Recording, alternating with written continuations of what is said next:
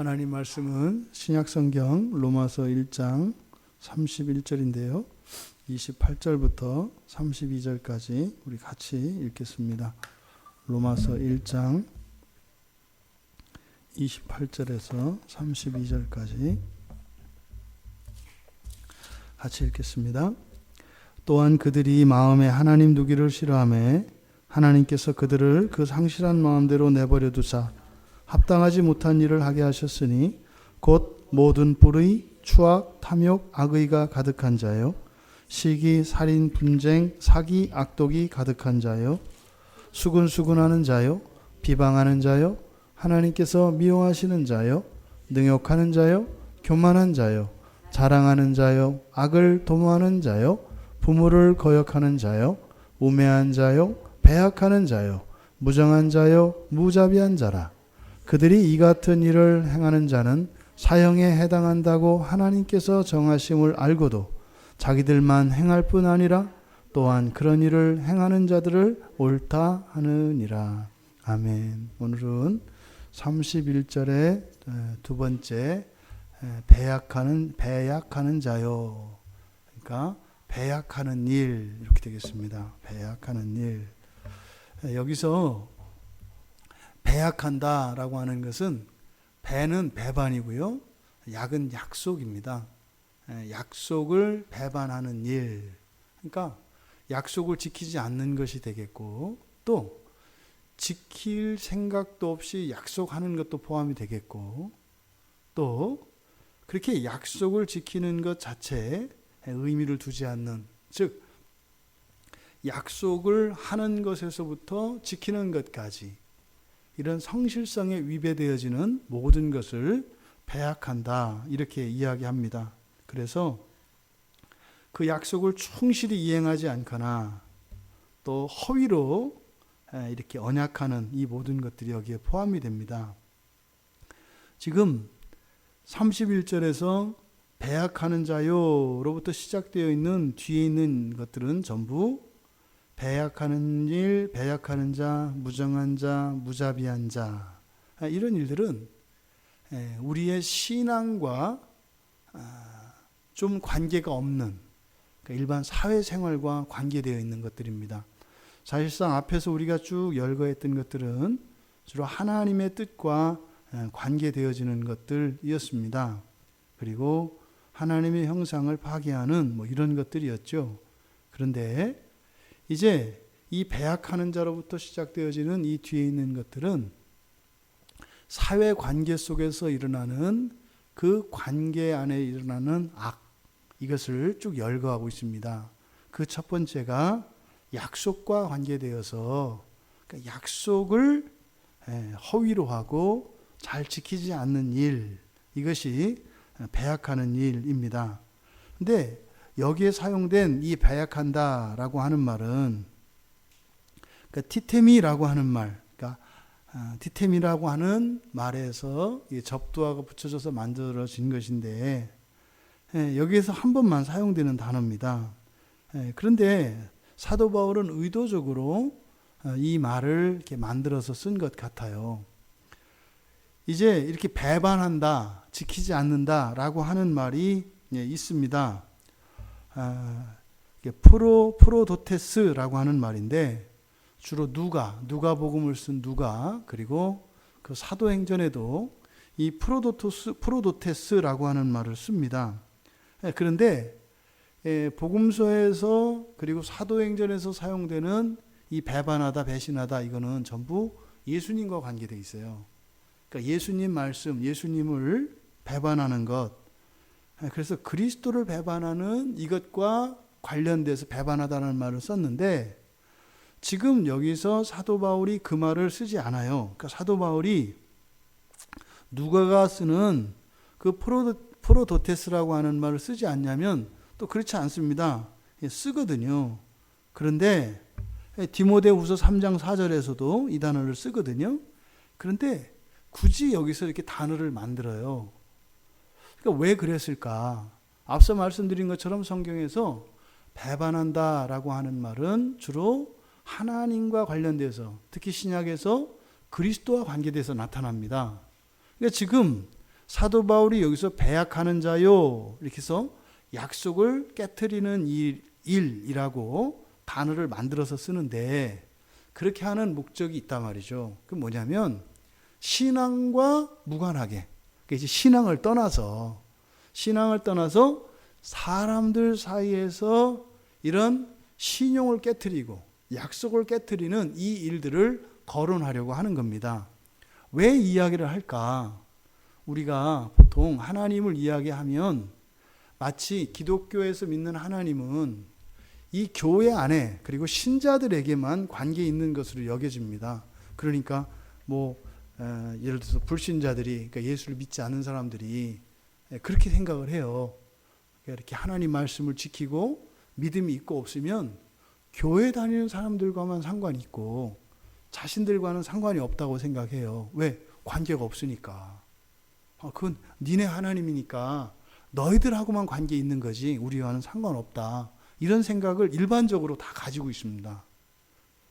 그러니까 그것은 뭐냐면 사람들이 보통 가지고 있는 신관이에요. 그러니까 사람마다 제각각의 신들이 있어서 또 그 믿는 그 사람이 그 신과의 그 관계에 얼마나 충실히 하고 또 얼마나 순종을 했는가에 따라서 복을 받기도 하고 이렇게 좀 이렇게 무신론자가 아닌 사람들은 어느 정도 넓게 열어놓는단 말이에요. 근데 기독교에서 이야기하는 하나님은 오직 한 분이세요. 한 분이라는 것은 오직 성부, 성자, 성령 삼위일체 하나님, 바로 예수로 우리에게 다가오신 사람의 몸을 입고 이 땅에 오신 그 하나님 한 분만 하나님이고 나머지는 다 피조물이라는 거거든요. 이게 무슨 의미냐면 사실은 하나님과 그리스도인들 사이의 관계는 그리스도인이 아닌 사람들에게도 영향을 미치게 되어 있다는 거예요. 그러니까 우리 교인들도 이것을 자꾸만 잊어버립니다. 그러니까 우리가 신앙생활 하는 것을 그냥 단지 나 하나만의 일로 생각하는 경향이 있다고요. 세상이 악해지고요. 어떤 시대나 어떤 사회가 이렇게 도덕적으로 타락하고 이렇게 아주 음란한 시대는 반드시 그 이전에 어떤 일이 일어났어요. 그것은 무엇이냐면 교회의 타락입니다. 교회가 타락하면은요, 그 사회 전체가 다 썩게 되어 있습니다. 그러니까 이 사회에 이런 부패한 이런 참상들이 보여졌을 때 정말 온전한 그리스도인과 그렇지 않은 사람들은 보는 시각이 다른 거예요. 그리스도인들이 아닌 사람들, 또 이렇게 성경을 잘 모르는 사람들은 사회에서 일어나는 이런 끔찍한 어떤 범죄나 이런 현장들을 보고 세상을 욕한다고요. 말세다, 세상이 문제다, 이렇게 얘기한다고요. 그런데 성경을 알고 온전한 기독교 신앙을 가지고 있는 사람들은 그것을 보면서 내가 가슴 아파지는 거예요. 왜요? 그렇지 않습니까? 부모가 원하지 않았지만 뜻하지 않게 이렇게 재산을 다 잃어버리게 되고 열심히 일을 하다가 그럴 수 있잖아요. 또 뜻하지 않게 병을 얻어서 자녀들을 돌보기는 고사하고 자녀들로부터 보살핌을 받아야 되는 이런 부모의 입장이 되었을 때 소원은 딱 하나예요. 얼른 이 세상 떠나는 겁니다. 이렇게 자식들한테 짐 덜어주는 거예요. 우리 그 시골에 가면 특히 우리 할아버지 할머니들 예수 믿으라고 하면 맨 나중에 가서 하는 게 뭐예요? 자손들한테 해가 될까봐 지옥 가겠다고 자신 있게 얘기하거든요. 내가 지옥 갈지언정 예수 믿으면은 자녀들 인생에 좀 이런 풍파가 일어날까봐 후환이 두려워서 예수 안 믿는다. 이런 게 부모의 마음이거든요. 그런 것처럼 그런 부모들이 자녀들이 잘못되거나 자녀들의 힘든 것을 보면 막 뭐라고 하지 않아요. 먼저 어떻게 해요? 자책하죠. 마음이 아프죠. 내 탓이라고 생각을 하죠. 그러니까 말입니다. 기독교인들은 이 세상의 부모와 같은 사람들이에요. 그러니까 이 세상에서 일어나는 이런 타락상과 이런 부패상을 보았을 때 우리들은 먼저 거기에 대해서 책임을 느껴야 한단 말입니다. 지금 사도 바울이 이 부분을 강조하려고 하는 거예요. 이게 말입니다. 2000년 전부터 교회 안에 이 가르침이 계속 있었는데 이게 잘 들어가지가 않는 거예요. 우리 기독교회는 말입니다. 진리에 있어서는 배타적입니다. 무슨 말이냐면 성경 이외의 다른 것에 대해서는 우리가 절대적으로 거부한다고요. 그러니까 진리에 있어서는 굉장히 배타적이에요. 그러니까 그냥 요것만이잖아요, 우리가. 요것만. 이게 얼마나 옹졸하고 그래요, 사람들이 보기에. 벌써 요것만이야. 몇 것만 더 이렇게 하지. 어떻게 또 이거 한 것만 이렇게 하냐 말이에요. 그런데 우리가 진리가 가지고 있는 이런 배타성이 우리의 관계나 이런 사회성에서 배타적이지 않잖아요. 교회에 들어오는 자격 조건이 있나요? 나이, 학력, 재산, 건강, 뭐 고향 출신 뭐 이런 거 있나요? 없잖아요. 누구나 다 들어올 수 있는 거잖아요. 그런데 정작 교회 안에 들어가 보면 그렇지 않다고 하더라고요. 우리는 교회 안에 있던 사람들이라 그걸 잘 모르는데 교회 와봤던 사람들이 가면 이렇게 느낀대요. 이게 뭐예요? 기독교가 무엇인지를 잘 모르기 때문에 그래요.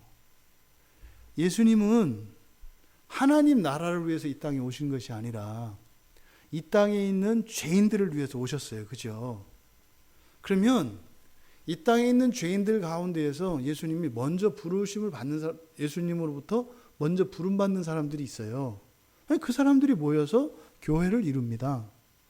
그러면 이 교회라고 하는 것은 그리스도께 온전히 구원받은 사람들만 있는 것이 아니라 그리스도의 구원이 필요한 사람들이 이렇게 달라붙게 돼 있어요. 마치 이 자석, 진함철을 가지고 색깔을 이렇게 대면 새가 딸려오지 않습니까? 그런 것처럼 교회는 죄 있는 사람들이 끌리게 돼 있어요. 오게 되어 있거든요. 그러면 이 교회가 가지고 있는 이런 공익성이라고 하는 이것을 우리가 결코 잊어서는 안 되는 거예요.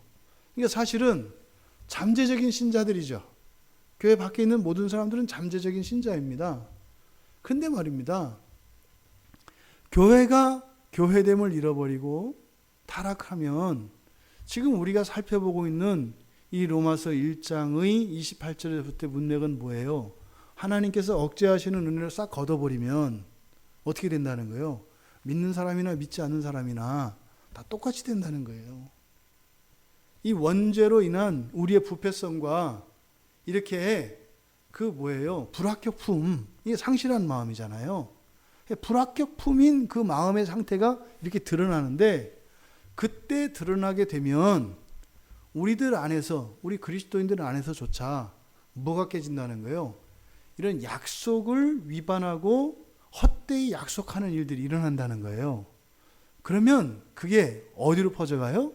세상으로 나간다고요. 그러니까 수돗물로 말하자면 교회는 상수원입니다. 이 상수원에서 독약이 풀리면 그냥 금세 이 수도관을 타고 모든 가정으로 퍼져나가게 돼 있어요. 그 결과 이런 사회의 부패와 타락상이 일어난다는 겁니다.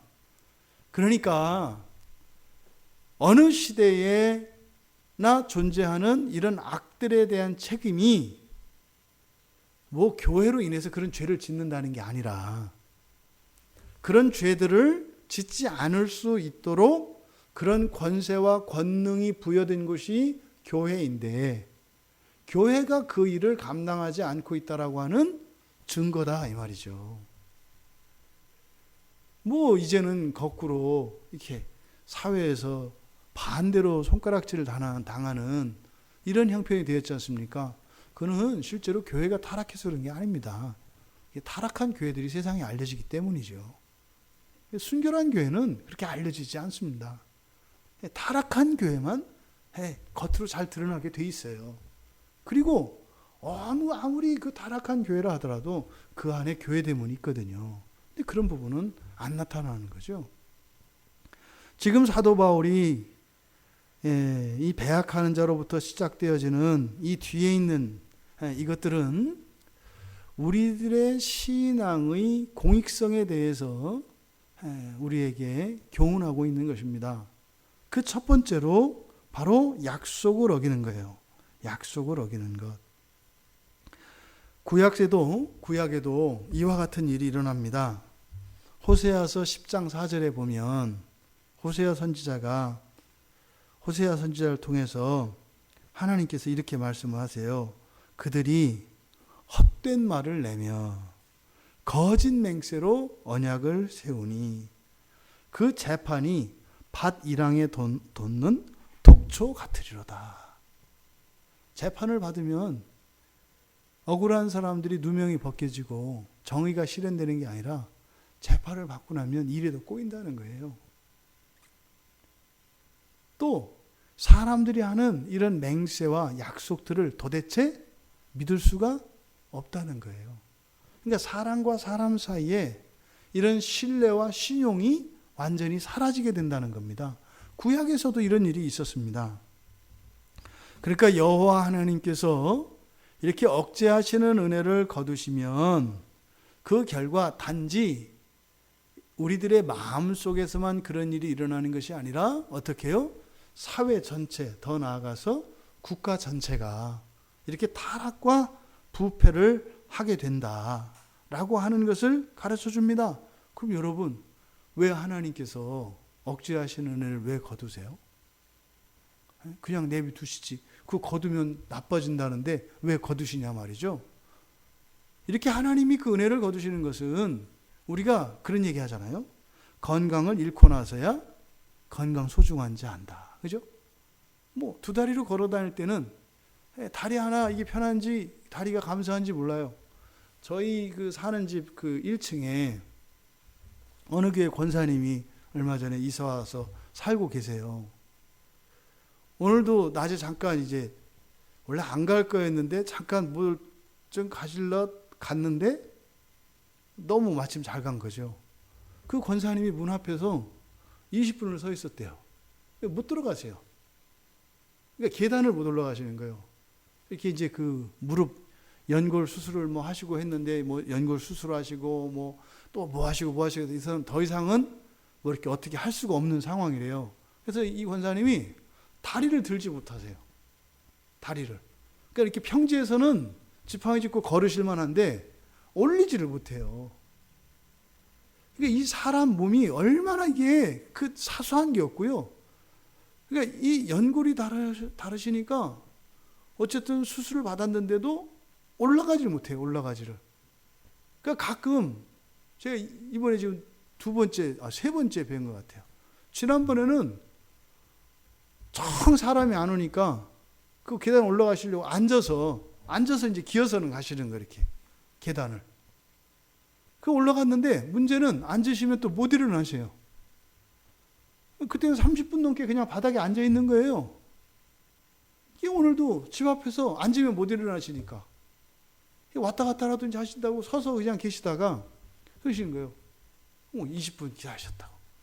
그 권사님이 그냥 아침 저녁으로 우리 교회 위해서 기도하시거든요.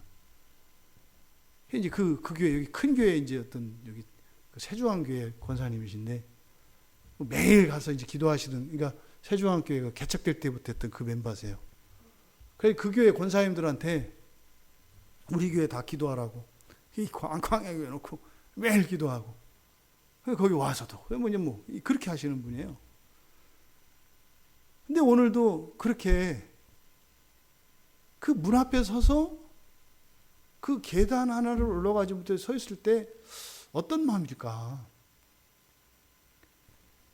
그러니까 우리가 이렇게 건강을 잃고 나서 정말 이게 얼마나 귀하고 감사한 건지 아는 것처럼 하나님이 억제하시는 은혜를 거두시는 것은 어떤 징계를 목적으로 하는 것이 아니라 네가 하나님의 사랑을 얼마나, 하나님의 은혜를 얼마나 많이 넘치도록 받고 살았는지를 가르쳐 주시기 위한 거예요. 왜요? 구원하시기 위한 거잖아요. 그러니까 단지 그럼 하나님이 많이 은혜를 베풀어 주신 것, 그것만을 깨닫게 하려고 하는 걸까요? 아니죠. 어떻게 해라? 하나님의 은혜를 구해라. 하나님의 사랑을 구해라. 이것을 가르쳐 주시기 위해서 거두시는 거죠. 악의적인 것이 아니죠. 왜요? 그 상태에 그대로 가게 되면은요, 하나님의 진노 아래 놓이거든요. 그걸 막으시려고 하는 거죠. 마치 예방주사에, 그 예방주사라는 게 원래 그 병에 병원균을 맞는 거 아닙니까? 그 병원균을 약하게 해서 이렇게 맞는 거 아니에요. 그러니까 하나님께서 이 억제하시는 은혜를 거두시는 것은 우리에게 우리의 죄에 대한 벌로서 주시는 것이 아니라, 사실은 예방주사와 같이 그런 잠깐의 그런 어려움을 통해서 정신 번쩍 차리고 하나님의 은혜를 구하고 하나님의 사랑 안에, 궁극적으로 뭐겠어요? 예수 그리스도를 믿는 믿음 안에서 그리스도를 주로 영접하고 또 그리스도를 닮음으로 하나님 나라 천국 백성이 되게 하려고 하는 것, 그것이 목적이지 않겠습니까? 근데 지금 하나님께서 이런 억제하시는 은혜를 거두셨을 때 일반 사회 속에서 일어나는 이런 신용의 완전의 파괴, 이 유교국가, 우리나라에서도 우리도 거의 1000년을 유교가 이 나라의 국시였지 않습니까? 그래서 유교 도덕의 가장 기본이 되는 게 삼강오륜이에요. 그렇죠? 삼강오륜. 근데 사실은 삼강오륜이 성경의 가르침과 굉장히 비슷합니다. 삼강오륜이. 그게 삼강이 임금과 신하의 관계, 첫째가 임금과 신하. 그 다음에 두 번째가 부모와 자식. 세 번째가 남편과 아내예요. 그러니까 모든 사회의, 국가의 기초는 바로 이 세 가지라는 거예요.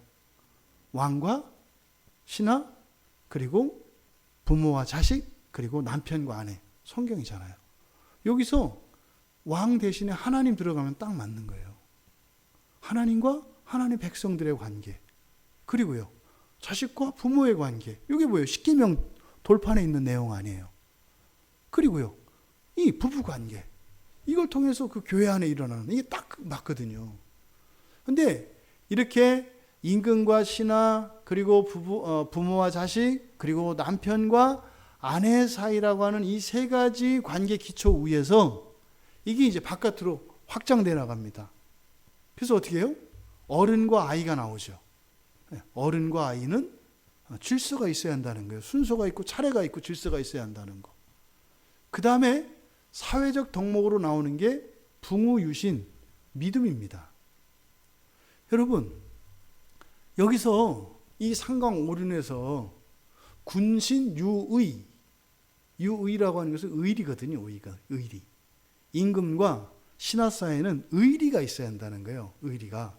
이게 보통 동양이나 삼국지나 이런 데서는 뭐예요? 충성, 관우, 장귀, 이렇게 현덕과 이렇게 해서 현덕한테 충성하는 관우정비 같은 이런, 그죠? 충성스러운, 이게 의리거든요. 또 어떻게 해요? 주군은 부하들을 절대로 버리지 않죠.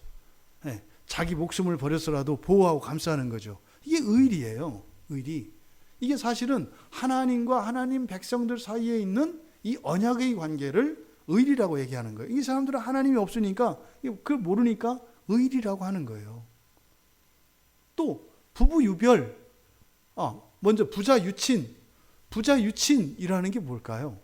부자 유친, 성경의 가르침이에요. 부모는 자녀를 뭘로 대해요? 친함으로, 인자함으로. 또 자식은 부모를 어떻게 대해요? 존경하는 마음으로. 이게 친이에요. 친이라는 게 그냥 사이좋게 지내고 이렇게 놀아라, 절대 오늘날의 친함이 아닙니다. 부모는 부모의 도리가 있고 자식은 자식의 도리가 있어서 그 도리 안에서 부자관계가 형성돼야 된다는 거죠. 부부유별은 뭐예요? 부부유별은 차별이 있다 이런 의미가 아니에요. 하는 일이 따로 있다는 거예요. 왜요? 남편은 남편으로서 해야 될 책임과 도리가 있고 아내는 아내로서 해야 되는 책임과 도리가 있다는 거예요. 그건 무슨 말이에요? 남편이 없으면 아내 혼자 안 되고 아내 없으면 남편이 안 된다는 거예요. 이게 성경에서 둘이 한 몸 된다는 사상입니다. 근데 이 사람들은 성경을 모르니까 이 공자가 아주 이상한 사람이라니까요. 이 오류는 참 맹자에 나오는 거네. 원래 맹자에서 이게 오류는 나온 거거든요. 그러니까 이 유교에서 나오는 이런 덕목들을 보면 성경하고 굉장히 비슷해요. 또요, 장유유서 어른과 아이라고 하는 것은 얘기 들으면 질서와 차례가 있다라는 거예요. 왜요? 늙어지면 힘이 없어집니다. 그죠? 아니 달리기 시합에서 저 빨리 온 사람 순서대로 밥 먹고 싶은 대로 먹으라 하면은 노인이 되면 굶어 죽지 않겠어요? 힘의 논리로 되는 게 아니다 이 말이에요. 왜요? 그 녀석들도 좀 있으면 노인 되잖아요. 권사님 옛날에 그 이팔 청춘 엊그저께 아니세요? 생각 다 안 하시잖아. 뭐 거울 보고 남들이 이렇게 했지. 아니 생각 다 나지 않으세요? 그러니까 뭐 저도 뭐 이게 50 몇 개 이제 60 가까이 더 60에 가까워졌잖아요. 근데 생생하거든요. 오히려 그러니까 10몇 살 때 20살 때 기억이 더 생생해요. 그 뒤로 뭐 이렇게 30, 40, 50 이렇게 살았던 게 훨씬 긴데 이때 일보다 오히려 그때가 더 생생하다니까요. 그러니까 뭐예요? 마음도 청춘인 거잖아요. 그러니까 이게 제가 90이 되고 100이 된다고 이게 달라지겠냐고요. 또 실제로 뭐 시간이 빨리 가잖아요. 그죠? 뭐 시간이 빨리 가니까 연수로 따지면 20대 이후로 시간을 내가 뭐 50년을 살았어. 70이라면. 근데 이 50년의 시간이 20대 때 10년보다 짧아. 그러니까 20대 때가 10대 20대 때가 더 기억에 남는 거죠. 그러니까요. 어른과 이 아이, 젊은이 사이에는 어떻게 해요? 서열과 질서와 차례가 있어야 한다고요. 그게 힘의 논리로만 가서는 안 된단 말이죠. 그러니까 노인이 됐다 그래서 절대로 주눅 들면 안 되는 거예요. 그걸 못된 아이들이 보고 배운다니까요. 알게 모르게. 그러니까 부모들이 자꾸 자식들 눈치 보고 그러면 안 되는 거예요. 그게 성경의 가르침과 동일해요. 그리고 마지막이 이제 친구, 부모 유신이잖아요. 그러니까 친구라고 하는 것은 사실은 뭐냐면 사회인들이에요. 만나는 사람들. 내가 만나는 모든 사람과의 이런 덕목은 뭐예요? 믿음이라고요. 근데 여러분 보십시오. 이 오준에서 지금 거론되지 않는 게 있어요. 사실은 그 부자 유친에서 그 부모가 자식을 사랑하는 그 사랑, 부모의 사랑이 약간 나오지만 사실 이 전체에 사랑이 빠져 있어요. 기독교에서는 사실은 가장 중요한 게 뭐예요? 사랑이거든요. 그러니까 믿음도 얘기합니다. 그리고요, 의리도 얘기합니다.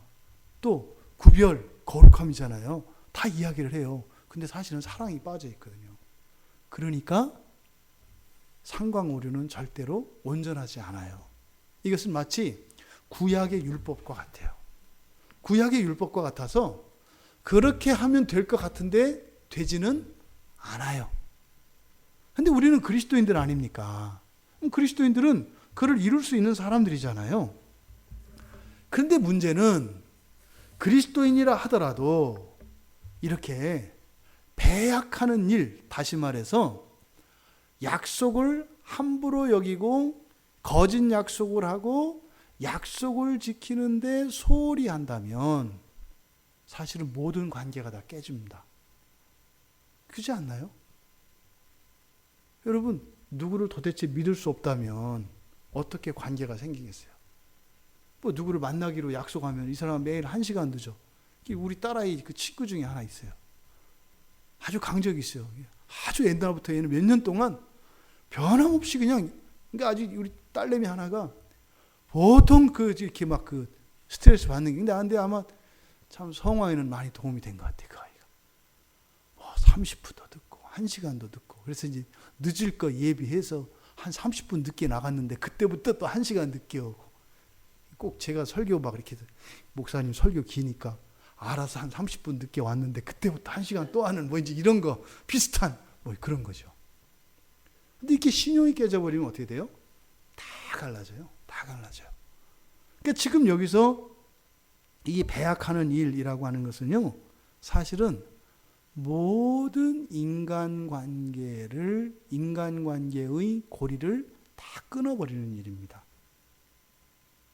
부부간에 아무리 사랑해도요, 신용이 서로 신뢰할 수 없게 되면 사랑도 무너집니다. 아무리 친했던 친구 사이도요, 신뢰를 잃어버리면 다 깨집니다.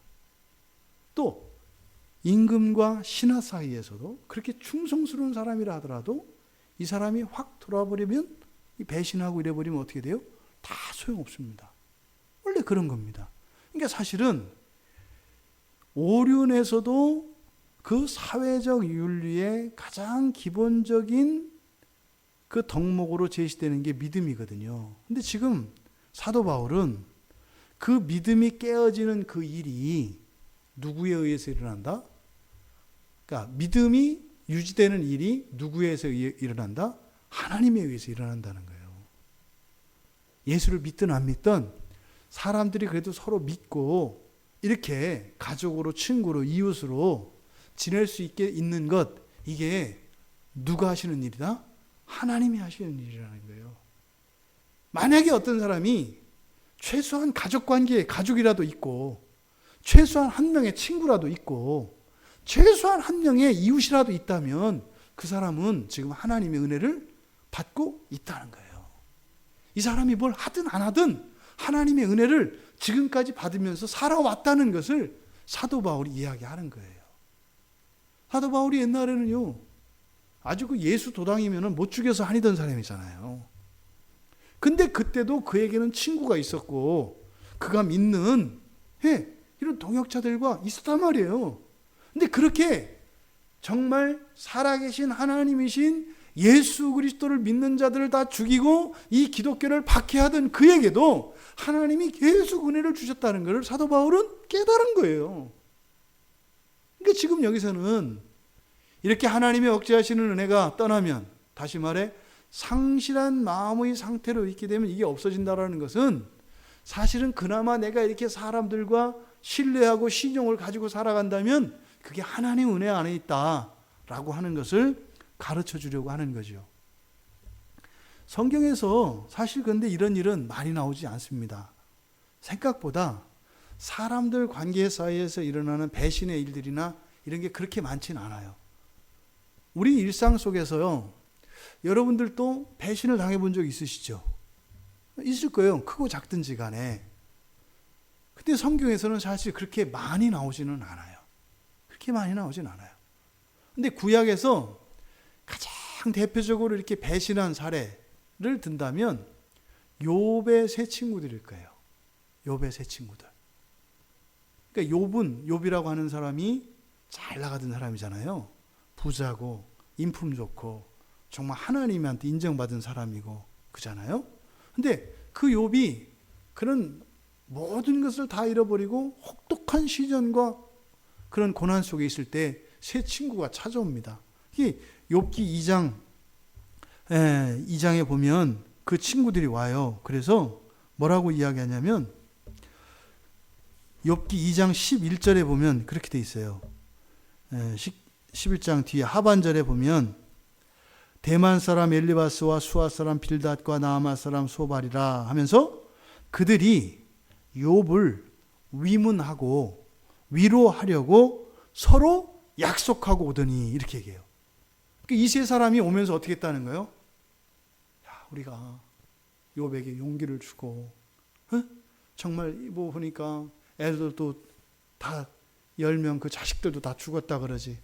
재산도 다 종들도 다 죽고 뭐 재산 다 가산 탕진됐고 그러다 뭐 얘기 들어보니까 뭐 그 마누라한테 맨날 구박받고 산다고 하는 것 같고 그러니까 어떻게 해요? 우리가 가서 욥을 위로해주고 우리가 좀 힘이 돼주자 이렇게 단단히 마음을 먹고 왔다니까요. 이 세 친구가. 그리고 와서 한 일주일 동안 그러다가 그 다음에 이 세 사람이 욥을 공격하기 시작하는데 그 몇 개만 골라봤어요. 먼저 엘리바스라는 사람이 그렇게 이야기해요. 4장 7절에 보면은 욥아, 죄 없이 망한 자가 누가 있냐? 정직한 자는 끊어짐이 없어. 다시 말해서 정직한 자는 이렇게 환난을 당하지 않는 거야. 무슨 말이에요? 네가 죄진 거 있어서 그래. 이런 거잖아요. 근데 뒤에 15장 5절에 가면 노골적으로 말해요. 내 죄악이 내 입을 가르치나니 내가 간사한 자의 혀를 좋아하는구나. 아, 무서워요. 무서워요. 22장 5절에 가면 내 죄악이 끝이 없다 이렇게 얘기를 해요. 이 욥은 하나님께 인정받은 사람이에요. 친구들한테 하나도 해코지 한 것도 없어요. 단지 지금 뭐예요? 이놈의 사탄이 욥의 그 마음을, 믿음을 시험하기 위해서 지금 환난으로 확 덮친 경우거든요. 그랬더니 그 친구들이 고생당하는 그 친구를 보고 하는 일이 막 저주를 퍼붓고 있어요. 빌닷은 그렇게 이야기합니다. 욥기 8장 4절에서 그 죽었거든요, 자식들이. 근데 그 자식들을 그렇게 말해요. 내 자녀들이 주께 죄를 지었으므로 주께서 그들을 그 죄에 버려 두셨나니. 네 자식들 다 죄 져서 죽은 거야. 와. 이어서 소발이라고 하는 사람이 20장 15절 16절에 보면 그래요. 이제 악인이라고 얘기하는 거예요. 욥이. 그러면서 그가 악인이죠. 악인인 네가 이 말이에요. 내가 재물을 삼켰을지라도 무지무지 부자였거든요. 그게 다 없어졌잖아요. 그러니까 그 재물을 삼켰을지라도 토할 것은 망한 걸 말하는 거예요. 그렇게 많던 자산이 다 없어지고 그렇게 망한 것은 하나님이 그의 배에서 도로 나오게 하셨다. 그러면서 그는 독사의 독을 빨며 뱀의 혀에 죽을 것이라. 이 욥의 세 친구가 위로하기로 작정하고 약속하고 다짐하고 왔던 사람들이 어떻게 이렇게 확 뒤집어졌을까요? 사도 바울은 얘기하는 거예요. 그 친구들이 원래 그런 놈들이거나 나쁜 놈들이라고 하는 게 아니라 뭐라는 거예요? 하나님의 억제하신 은혜를 싹 거두니까 그렇게 된다는 거예요. 사실은 이거는 사탄이 여호와 하나님께 부탁한 거예요. 하나님, 욥이 그렇게 하나님 마음에 드세요? 정말 저가 이렇게 순전한 자고 여호와를 경외하는 사람이에요? 악에서 떠난 사람 맞아요? 그럼 하나님, 은혜를 좀 한번 거둬 보십시오. 은혜를 거둬도 그렇게 되나 한번 보시지요. 이렇게 한 거예요. 그러니까 지금 욥의 주변에는 하나님의 은혜가 거쳤어요. 그러니까 이 세 친구가 거기에 가니까 어떻게 돼요? 이들에게도 그 은혜가 거치는 거예요. 왜? 욥과 관계됨으로써. 그러니까 그렇게 정말 만사 제쳐놓고 친구를 위로하러 왔던 이 세 친구가요. 이런 친구들이 없단 말이에요. 여러분 친구 중에 여러분이 어렵다고 와서 일주일 동안 금식하고 정말 죄를 뒤집어 쓰고 그렇게 똑같이 아파할 만한 친구가 있다면 여러분 인생 성공하신 거예요. 내 어려움을 정말 자기 어려움과 똑같이 여기고 와서 일주일을 만사조천하고 식음을 전폐하고 같이 가슴을 치고 하나님께 기도해 줄 수 있는 친구가 있다면 대단히 아주 정말 잘 사신 거예요. 이 세상에서. 근데 3명이나 그 친구가 천리길을 마다하지 않고 왔단 말이죠. 그런데 그런 친구들도 어떻게 됐다고요? 은혜가 떠나니까 원수도 이런 원수가 없더라 이 말이에요. 지금 이 말씀이 우리에게 주는 교훈은 무엇입니까? 우리들이 이런 인간관계를 하나님을 배제한 채 마치 우리가 서로 친하고 신뢰할 수 있는 관계처럼 생각하는 것이 얼마나 착각인가 하는 것을 보여주는 거예요. 우리는 우리와 관계를 맺고 있는 모든 이들과의 이런 믿음이 사라지지 않기를 우리는 하나님께 기도해야 하는 것이고, 그래도 친구들이 있어서 밥 한 끼 먹을 수 있고 차 한 잔 마실 수 있고 답답하대 전화할 수 있다면 뭐라는 거예요? 하나님의 크신 은혜가 함께 있다는 거예요. 지금 당장 어려움이 없어서 하나님 이거 주세요. 이거 없어서 죽겠어요. 근데 만약에 여기서 말하는 이렇게 억제하시는 은혜를 거두어서 이런 배약하는 일들이 일어나면 어떻게 돼요? 상상을 초월합니다.